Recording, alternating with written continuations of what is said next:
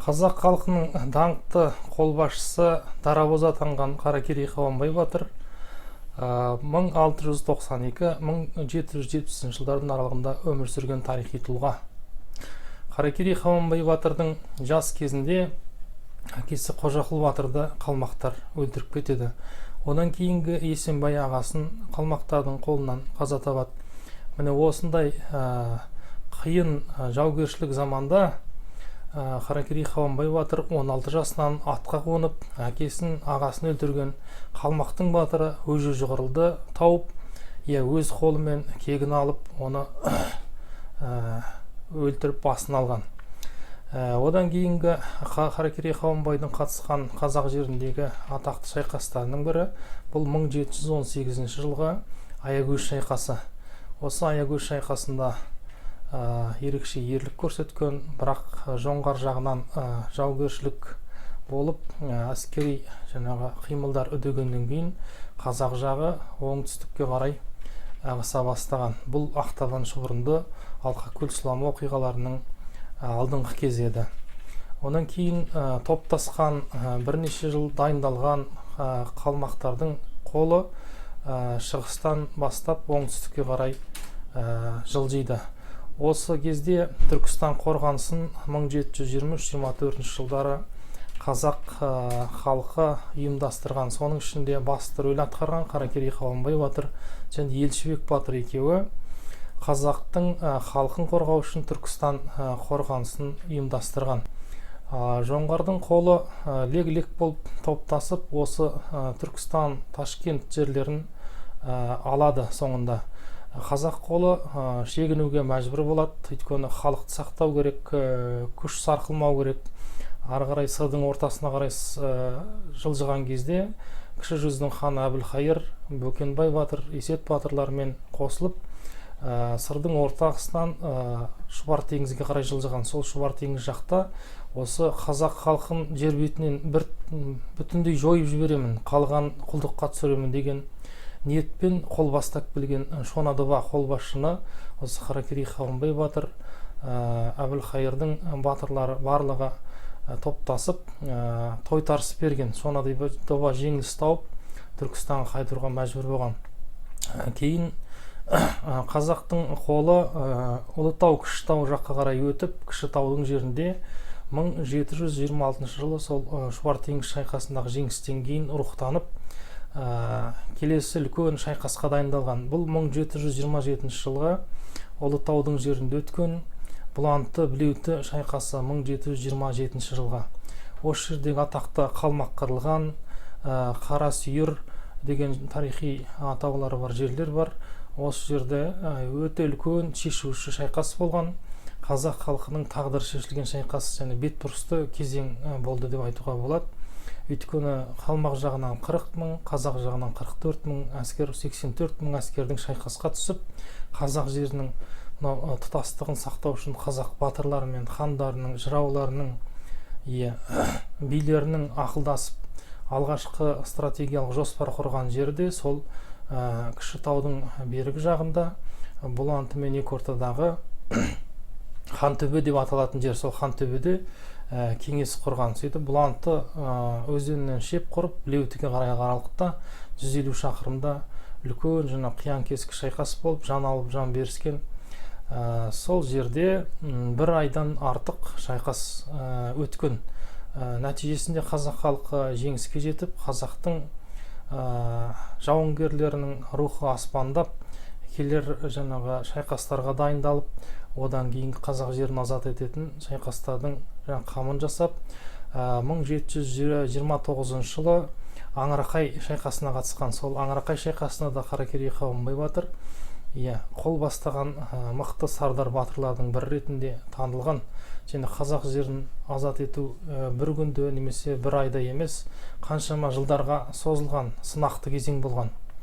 Жалпы қазақ-жоңғар соғысы 200 жылға үздік созылды десек, соның бел ортасында 60 жыл аттан түспеген Қаракерей Қабанбай батыр одан кейінгі жорықтарда ерекше ерлік танытқан. Мысалы, осы қазақ жеріндегі атақты шайқастардың бірі қазіргі Абай ауданының жерінде Қоңырәулие дейтін үңгір бар. Сол Қоңырәулие үңгірінің маңында шаған шайқас өткен. Бұл 1750 жылдары қазақ жерін азат ету барысында. Осы Қоңырәулие үңгірінің маңындағы шаған шайқасында Абылай хан 300-дің әскерін басқарып барған уақытта бір апта бойы қалмақтар жағы алдыртпай өте қиын болған екен.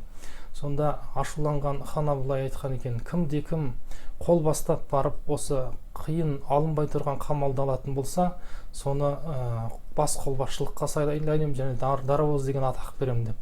Міне осы шайқаста ерекше ерлік танытып, осы Қоңырәулие үңгіріндегі қамалды алып қазақ жағын жеңіске жеткізгенде Қаракерей Қабанбай батыр міне осы ерлігіне ерекше риза болған хан Абылай, Қабанбай қандай болып ардақталды, Қабанбайға Абылай хан тәжін тақты дейді.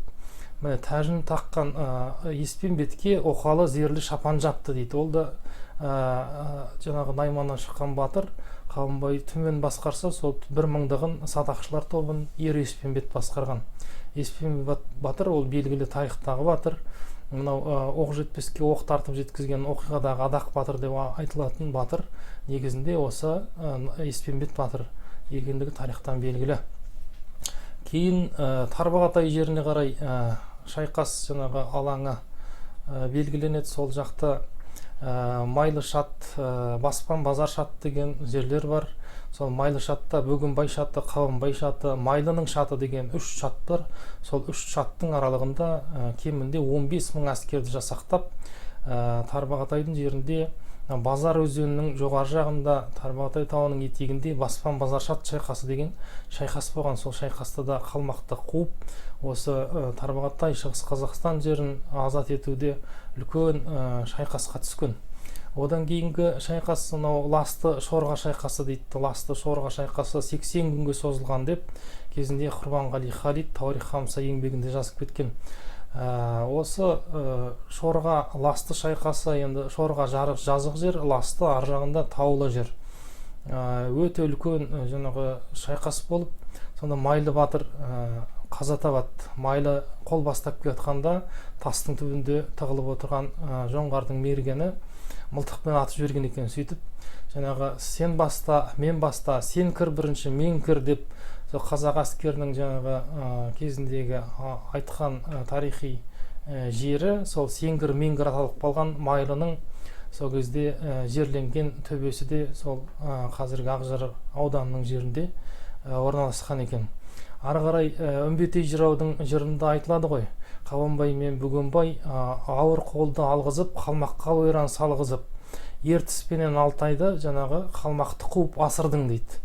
Яғни осы қазақ жерінің тұтастығын сақтау үшін, қазақтың жерін басып алып жайлап жатқан қалмақтарды Шыңғыстаудан, Тарбағатайдан, Алтайдан, ертістен асырып ата қонысты азат етуде осы хан Абылай бастаған батырларда ерекше атауға болады. Қаракерей Қабанбай батыр, Қанжығалы Бөгенбай батыр, Керей Қожаберген, Керей Жәнібек батыр. Міне осындай жаңағы батырлар қазақтың жерінің тұтастығын сақтауға, ата қонысты қайтарып алуға және халықты апарып бастап қоныстандыруда ерекше рөл атқарған. Яғни бұл тұлғалар сөз жоқ, ұлы даланың ұлы есімдері ретінде тарих бетіне қатталған және ерліктері ерекше болғандығы сонша аңыз дастан қисса ретінде қазақ халқына да жеткен деректер бар. Бірақ әлі де болса осы батырларымыз жайында, олардың даңқты ерлігі жайында зерттеулер қажет. Өйткені қисса дастандар, ол да бір деректің тобы. Онан кейін Ресей архивтерінде кездесетін деректер бар, Қытай архивтерінде кездесетін деректер бар. Осылардың барлығын қорытып, жүйелі ғылыми зерттеу еңбегін болашақта 330 жылдығына Қаракерей Қабанбай батырдың 2022 жылы келетін шығару ниетіміз бар. Сол бағытта біраз еңбектер атқарып, жаңағы қарастырып, зерттеу үстінде жұмыстар атқарудамыз деп айта аламыз.